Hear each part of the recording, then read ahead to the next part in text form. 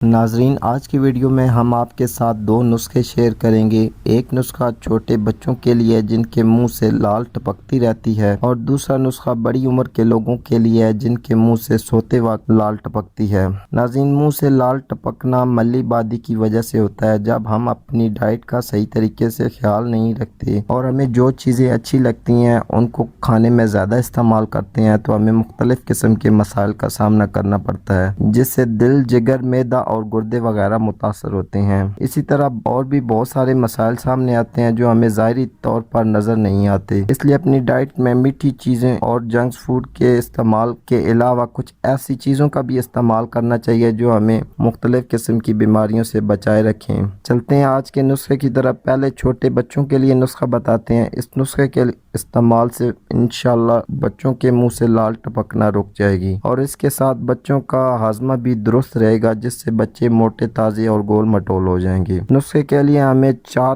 قسم کے ارک کی ضرورت ہوگی: ارک سونف، ارک گلاب، ارک اجوائن اور ارک گوزیبان۔ چاروں ارک آپ نے برابر مقدار میں لے لینے ہیں اور آپس میں مکس کر کے ایک ارک تیار کر لینا ہے۔ اب اس ارک میں سے بچے کی عمر کے مطابق بچے کو صبح و شام ارک پلائیں۔ اگر بچہ 1 سال کا ہے تو 2 چمچ صبح اور 2 چمچ شام بچے کو پلا دیں۔ اسی حساب سے بڑے بچوں کے لیے مقدار بڑھا دیں۔ اس کے چند دن کے استعمال سے انشاءاللہ بہتر نتائج ملیں گے۔ دوسرا نسخہ بڑی عمر کے لوگوں کے لیے ہے۔ یہ نسخہ آپ 10 سے 12 سال کی عمر سے لے کر بڑی عمر تک کے لوگوں کو استعمال کرا سکتے ہیں۔ نسخے کے لیے 4 چیزوں کی ضرورت ہوگی: سونف 20 گرام، سبز الائچی 10 گرام، بڑی الائچی 10 گرام اور اجوائن 30 گرام۔ چاروں چیزوں کو باریک پیس کر مکس کر کے سفوف تیار کر لیں۔ اب اس سفوف میں سے صبح و شام آدھی چمچ تازہ پانی کے ہمراہ کھانے کے بعد استعمال کریں۔ اس کے چند دن کے استعمال سے ہی لال ٹپکنا کا مسئلہ حل ہو جائے گا۔ اس نسخے کے استعمال سے بھوک میں بھی اضافہ ہوگا اور معدہ اور آنتوں کی بیماریوں سے بھی محفوظ رہیں گے۔